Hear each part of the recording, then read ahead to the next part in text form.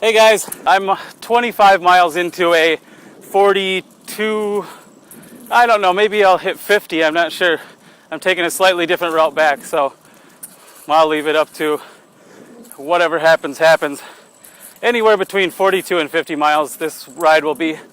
And I mean, I'll get a complete book read in that time. By read, I mean listened to on audio. Again, I listened to it on audio in, it says double speed on the iPhone or the iPod app. And I timed it and it's actually 1.5. But still, let's say you have a 6-hour book, which is a typical book length, that would take you 4 hours. So a lot better to get through it quicker. Also, there's something to be said. I've read over 1,000 physical books in my life, so it's not as if I just don't like to read. I mean, I love to read. It's just that it takes forever, and it distracts me from other things that I could be doing, right? I mean, I actually have to sit on my ass and read, where this way I can be out for 4 hours on a bike ride, or however long it's going to be, and get a whole book in at the same time.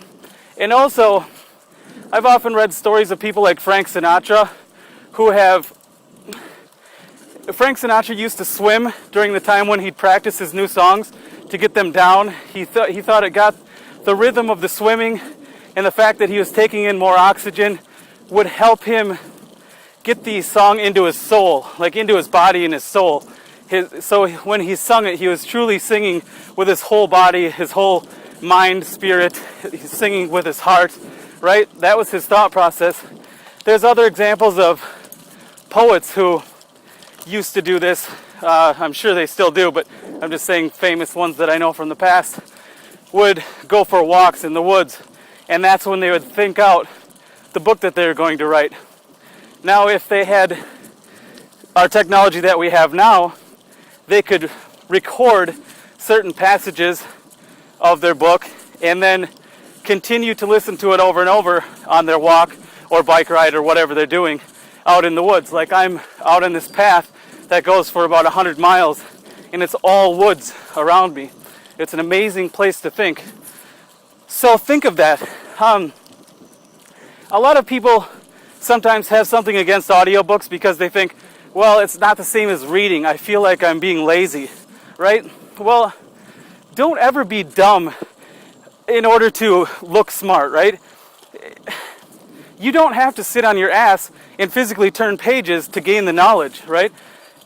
I swear to you, try what I'm doing with the iPod and see if you don't retain more of the information, gain more knowledge than you would if you're sitting around getting fidgety on the couch or the library or whatever.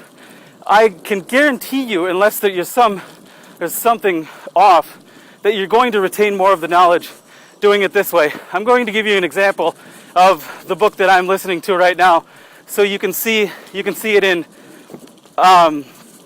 regular speed and then time and a half, which says double. So here it is right now. Jurisdiction, the very complicated matter of when and how and over whom a court can exert its power. In torts, we continue with intentional regular wrongs, speed. Assault, battery, false imprisonment. Okay, now I'm going to play it in what says 2 times speed, but which is actually 1.5 times speed. Right? Go. A traditional classroom routine described by the catalogs and guidebooks. HLS, like many others, is what's called a national law school. That means that the laws of no one state are emphasized. Instead, by comparing cases from all over the country, we're supposed to get a sense for the general. Okay, now I'm going to go right back to regular speed. The plaintiff was suing for ground rent, so the narrower issue was whether the word house in the contract of sale meant the house alone or also the land. Doesn't regular speed, after you've already gone on 1.5 speed, seem so slow? It's because our brain can take in massive quantities of information. It doesn't have to take it in at the same speed that our mouths read, or our mouths. So think of that. I mean, you can retain information that's spoken at a much faster rate. It doesn't have to be spoken in an elegant manner, slowly. So that's kind of my thoughts out here. I get a lot of thoughts out here, and I usually put them on my voice memo function. I just say voice memo, and then it'll start, and then I voice memo my thoughts in, and then I download them to my computer later.